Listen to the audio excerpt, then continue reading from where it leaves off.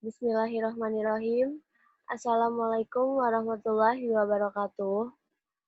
Pada kesempatan kali ini, kita akan memaparkan pemodelan ARIMA dengan software R pada data pemakaman COVID-19 yang beranggotakan Raffi Ramadan Lubis dengan NIM 066, Sijar Nengsi dengan NIM 068, Dika Cahyatiara dengan NIM 081, dan Almaina Mansyuria dengan NIM 082. Kita masukkan data, kita tuliskan package yang akan kita gunakan pada pemodelan ini. Bisa dilihat di sini, kita tulis package-nya. Lalu kita akan panggil data yang kita punya sesuai dengan file yang kita siapkan dengan format CSV. Di sini ada kita punya pemakaman covid.cfv, kita masukkan datanya. Lalu datanya akan muncul di sini pada gambar head dan summary-nya. Ya.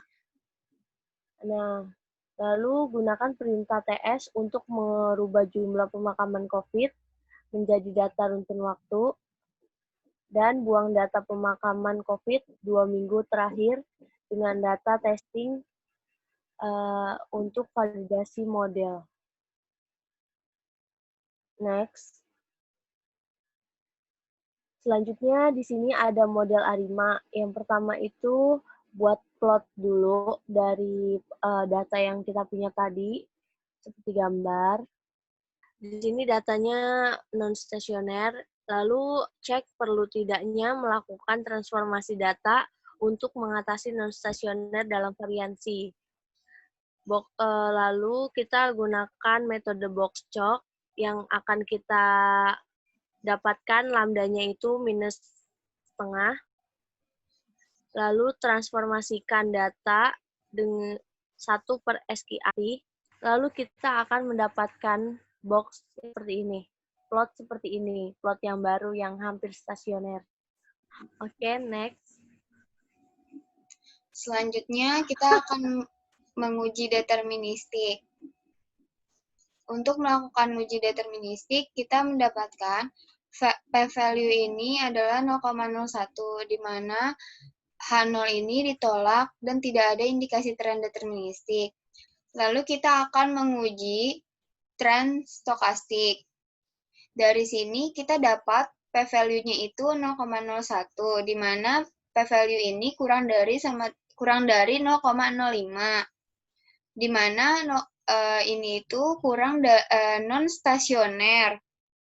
Karena itu kita akan melakukan diferensi pertama dari transformasi pemakaman TS ini.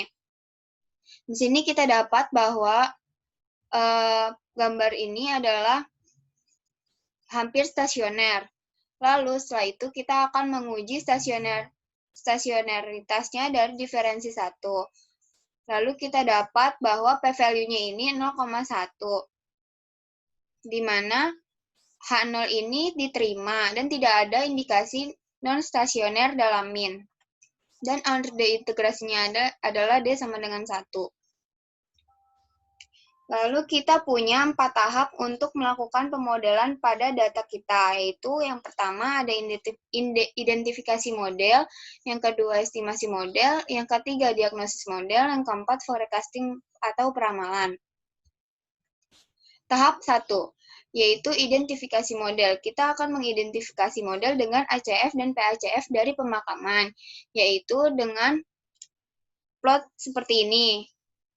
Kita dapat di plot ACF itu yang leg ke-1, dia akan terputus pada leg 1. Dan pada PACF kita dapatkan bahwa data kita itu menurun menuju 0. Selanjutnya kita akan identifikasi model dengan ACF, di mana dia akan angka 0 di MA1. Di model MA1, maka kita kandidat modelnya itu adalah MA1. Lalu kita akan mengidentifikasi model dengan kriteria informasi. Di sini ada di kotak hitam di atas, ini itu adalah tes leg 1 dan error leg 2, di mana tes leg 1 ini adalah AR1 dan error leg 2 ini adalah MA2. Lalu kita akan mendapatkan kandidat model ini adalah ARMA 1,2. Next. Selanjutnya kita masuk ke tahap 2, yaitu estimasi model. Di sini kita akan melakukan estimasi parameter model dari yang kita dapatkan sebelumnya. Yang pertama itu, estimasi model ARIMA 011. Didapatkan outputnya seperti ini, dengan AIC-nya yaitu minus 2186,98. Selanjutnya, kita akan melakukan estimasi parameter model ARIMA 112. Dan didapat outputnya seperti ini, dengan AIC-nya yaitu minus 2183,44. Nah, selanjutnya kita lakukan perintah auto ARIMA. Dan didapatkan outputnya seperti ini, yaitu ARMA 11 dengan AIC-nya minus 2185,18. Nah, dari hasil tersebut, model yang kita gunakan adalah ARIMA 112, karena memiliki nilai AIC yang paling kecil, yaitu minus 2183,44. Next. Selanjutnya masuk ke tahap ketiga, yaitu diagnosis model untuk menguji residualnya apakah normal atau tidak. Nah, yang pertama kita plot dulu residualnya, seperti di gambar. Nah, selanjutnya kita cek normalitas dengan histogram dan Kiki plot. Berdasarkan hasil histogram itu membentuk kurva normal, yang berarti asumsinya itu memenuhi normalitas.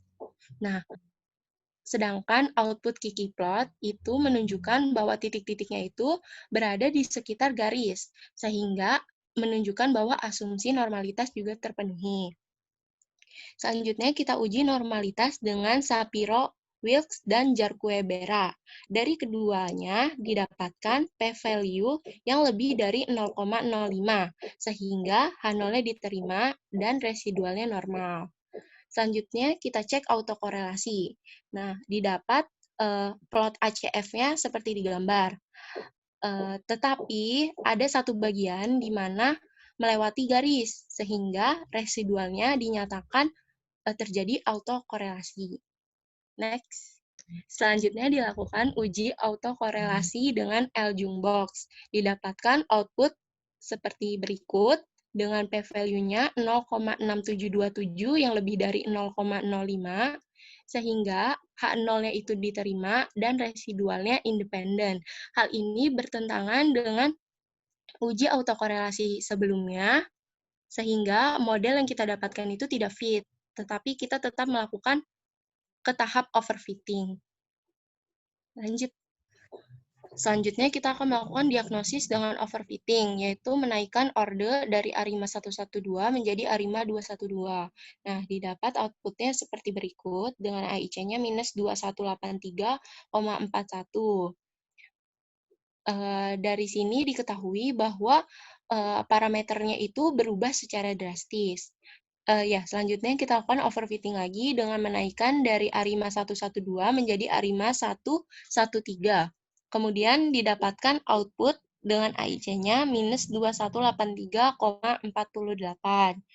Nah, di sini parameternya itu berubah secara drastis juga, sehingga model yang kita gunakan tetap ARIMA 112. Next. Oke, kita lanjut ke tahap 4, yaitu forecasting atau peramalan. Jadi kita upload data sebenarnya, YT, dari hasil prediksi model ARIMA 112. Lalu kita transformasi balik ke data aktual menjadi pangkat minus 2. Nah, dari situ kita dapat plotnya seperti gambar di sebelah kanan, di mana yang hitam itu adalah data aktual, sedangkan yang merah adalah data prediksinya. Untuk meramalkan jumlah pemakaman COVID 14 hari ke depan, kita menggunakan forecast yang menghasilkan data sebagai berikut. Lalu, setelah kita dapat datanya, kita plot, menghasilkan gambar di sebelah kanan, di mana untuk bagian abu-abu yang gelap itu merupakan selang kapten 80%, dari nilai forecasting 14 hari ke depan, sedangkan yang abu-abu terangnya itu saluran kepercayaan 90%-nya. Next. Kemudian kita akan membandingkan seberapa akurat nilai forecasting dengan data testing 14 hari ke depan.